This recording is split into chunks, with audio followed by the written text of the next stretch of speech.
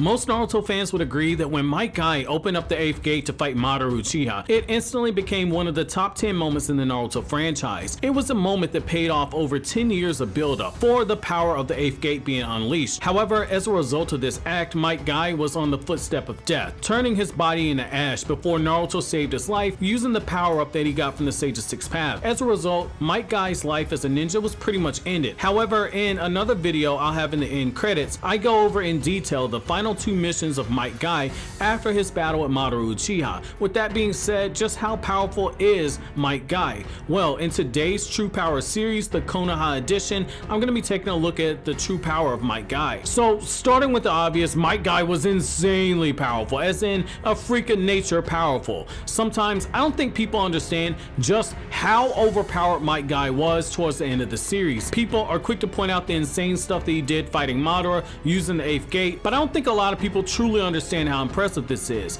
Now, I'm not going to be doing a bunch of number calculations. You guys know that really ain't my thing. Trying to figure out which characters can bust open a continent, which characters are light speed, that's not stuff I get caught up in. However, in order to fully grasp Might Gai's impressive fight with Madara, you have to look at Might Gai prior to opening up the Ape Gate, and if you guys are familiar with my content, you know I like to focus more so on the actual lore and less on the actual feat. So Might Gai, before opening the Ape Gate, had been fighting for almost 2 days non-stop. These fights included tag teaming several Biju under the control of Obito, and then fighting alongside Naruto, Kakashi, and B during the fight with Obito. Gai was so exhausted towards the end of the war that he was unable to move unassisted, needing Lee and Tenten to carry him as he tried to recover his strength. This same Might Gai, at less than full power, bravely opened the Ape Gate as a last-ditch effort to take down the jinchuuriki version of Madara, though I will say this much, one of the inner gates does briefly restore some of your energy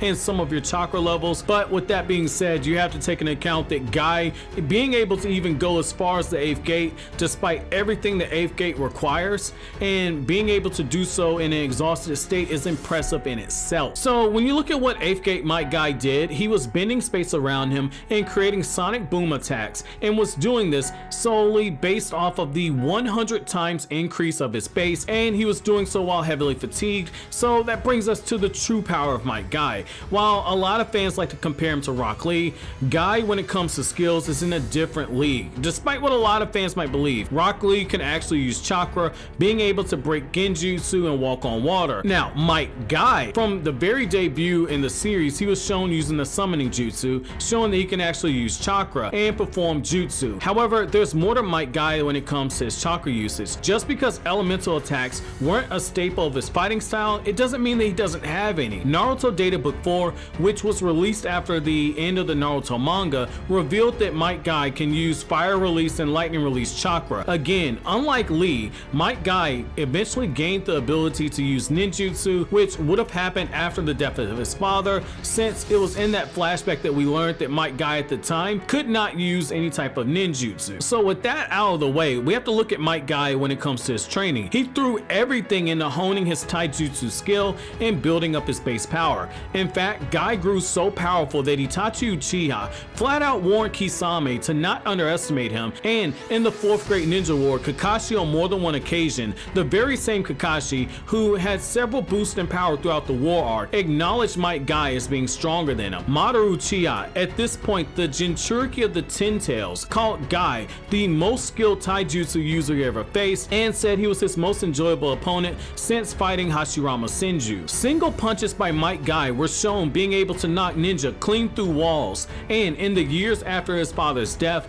Gai developed his own type of fighting style. This fighting style is called the Strong Fist style. The focus of this fighting style is to break the bones of whoever they attack. It's a counter to the fighting style the Gentle Fist, which focuses on attacking the organs and the chakra network of the person. Might Gai and Rock Lee use this fighting style to shatter every bone in the person that they fight. Precise physical strikes that release peak power right upon impact takes years of hard training and years of dedication to build up physical strength in order to use this type of fighting method. Another thing when it comes to his fighting style is that Might Gai crafted it in order to meet and counter his enemy's attacks with equal force, and eventually over time the purpose is to overwhelm them with constant bone-breaking blows. Even after the 4th Great Ninja War, Might Gai was shown being able to hold off half a room of rogue ninja on a mission with Kakashi, Kakashi that Kakashi undertook in the Kakashi Hiden novel, which I'll have linked down in the description box for you guys to purchase the novel if you're interested in reading it. Gai was in the process of improving his fighting style by learning to fight using only with one leg, and by the time of the Boruto era, Might Gai is now willing to use the strong fist style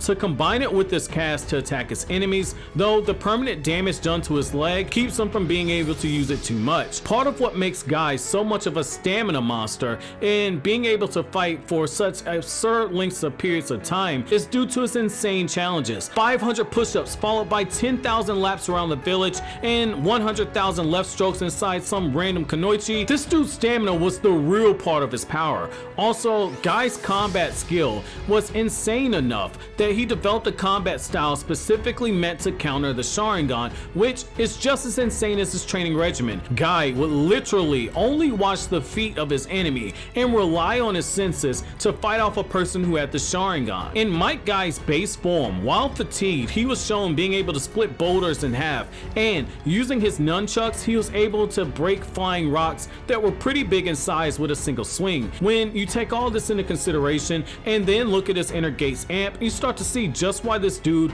is in the upper tier of the Naruto series, especially when he uses the confirmed 100 times increase for opening up the 8th gate. Might Gai, while he was fatigued, held off Biju while he fought alongside Kakashi, which is a really impressive feat when you look at the power of each individual Biju and the fact that it was so overwhelming that Nagato thought that the 5 great nations would tremble in fear at the thought of the Akatsuki being in possession of the Biju and being able to use them to control the war market. With every single gate that Gai opens up, his speed, his strength, and his chakra get a massive boost. Now the trade-off to this is that with each of the inner gates he opens, his body undergoes an enormous amount of damage. In short, the inner gate's whole purpose is to take away the body's chakra limiters, allowing the body to tap into its full potential. Just unlocking one gate is already extremely difficult. For as much of a prodigy as Kakashi is, even he was only able to open up the very first gate. That should put in perspective how hard it is to use the inner gates,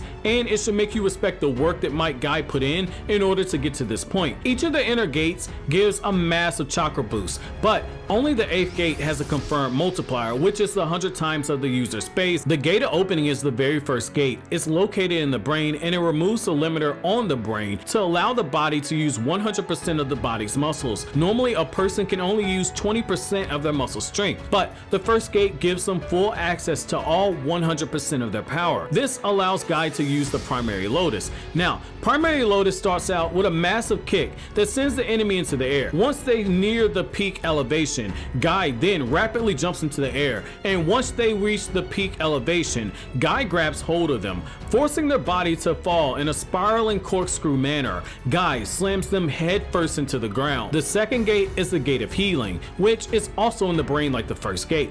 This gate increases physical strength past its 100% limits and serves as the Naruto universe's sensu bean, seeing as it's able to briefly restore energy and stamina to the body. The third gate is the Gate of Life, which is found in the spinal cord. This gate turns the skin of the person red, and it allows Gai to use the Reverse Lotus. Now, the Reverse Lotus takes off the limitations for speed that a person can use when they're moving at it, now being able to blend the enormous power of the first 2 gates, and using the third gate, they're able to match that power with the equal amount of speed. Even the Sharingan has trouble keeping up with the speed at which the third gate achieves. Gaara's ultimate defense was too slow to react when Rock Lee was using this. The Reverse Lotus serves as a series of strikes that lifts the target into the air, and as they're being lifted into the air, Gai uses his attacks to position the body in a way where he can actually use the Lotus, but he doesn't have to physically hold on to him in order to position him. Instead, it's by those series of strikes that he does this. The fourth gate is the Gate of Pain, which is also located in the spinal cord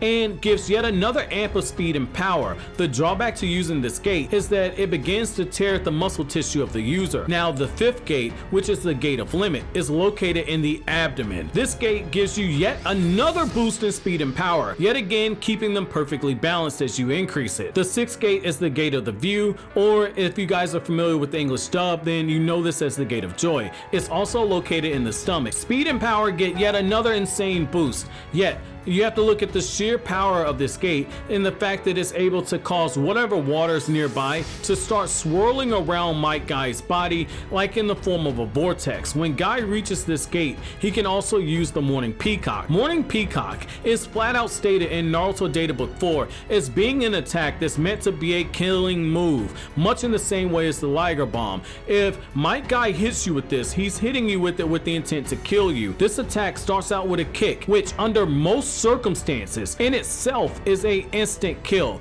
which isn't that hard to believe given that Gai in his base form is able to punch people clean through walls without trying. If a person survives this kick, Gai unleashes a barrage of punches. The punches move so fast and hit with so much force that the punches ignite and are set on fire by the sheer friction that's being created. Gai, while he's in this form, was able to hold off the Six Tail using this attack, which is really impressive if you go by Kurama scaling, that the more powerful the Biju is relevant or correlated to the number of tails that they have. The 7th gate is a Gate of Wonder, located directly below the stomach. His power and speed get yet another insane bump in power. Opening this gate increases the body temperature to the point that it forms a green steam that often gets mistaken for chakra. It's at this point that Gai's muscle fibers are being torn to shreds as he moves, but the trade-off to this is that Gai can use the Daytime Tiger. Daytime Tiger is a taijutsu, punching and moving it so fast that it generates enough force that it pushed Madara Susanoo aside like it was a rag doll. After opening the 7th gate, Gai forces his palm forward with one hand and then taps it with his other hand as he forms it into a fist. The air pressure alone that it creates is massive. Gai then makes a tiger hand seal. The air pressure takes on the shape of a tiger. It then compresses and hits the enemy in a single strike and explodes on contact, and the shockwaves of the attack can be felt several miles away, and the explosion is big enough that it drowns out an entire island. Now the 8th gate, which a lot of you guys are waiting for, is located above the heart. Gai stabs his chest to force the chakra in his body to move to a specific point. Gai then enters into the 8th gate formation. Blood boils in Gai's body to the point where it releases an aura of a reddish steam. As his heart beats to the maximum rate, Gai reaches a level of 100 times that of his current base. The drawback is that obviously Gai will die, but it's a very painful death because Might Gai is literally burning his body from the inside as he fights. The trade-off to this is that he can use the Evening Elephant and the Night Gai, and I gotta say, these are some very overpowered taijutsu maneuvers. Evening Elephant is a forbidden taijutsu move. After hitting the enemy with the barrage of 5 punches, each faster than the one before, the cannon of pressurized air takes on the appearance of an elephant leg. At its weakest punch, the very first punch, it is powerful enough to create a giant tunnel in the ground if it misses. The final punch was shown being able to knock through Madara's truth-seeking ball. Now, you have to look at it from this perspective. Madara used the truth-seeking balls to form a shell, and the final punch was able to break through it. Just a few of these punches were enough to stun jinchuuriki version of Madara. Now, Night Gai is an S-rank jutsu that only Might Gai can use. Gai's chakra manifests into the shape of a red dragon that is lit ablaze as it wraps around his body. Moving with the full speed provided by the 8th gate, Gai is able to distort the time-space around him and his enemy, making it nearly impossible for someone to dodge. And this is very impressive given the fact that it was Jinchuuriki Madara, one of the strongest characters in the Naruto manga. He wanted none of the smoke that Gai was producing at this point, flat out fearing for his life. Madara, the moment he saw Gai was bending space, pissed himself because Gai destroyed half of Madara's body with the attack that followed out right after this. The level of damage that this attack does is so insane that even though Naruto was using the Yin Yang release to reverse Might Gai's damage from using the inner gates, the leg that he hit Madara with and blew off half of Jinchuuriki Madara's body was permanently damaged and Naruto couldn't fix it. Well, that's it for this Konoha edition of the True Power series. My question for you guys, and I want to make this one fun, my question for you guys is if you could have any one character learn the inner gates outside of Naruto and Sasuke, who would you like to see use the inner gates and why? And if they used it, how high would you scale them up? But as always guys, if you like anything I had to say, don't forget to comment, rate, subscribe, and share. Thank you so much for watching all the way to the end. Have an awesome day guys.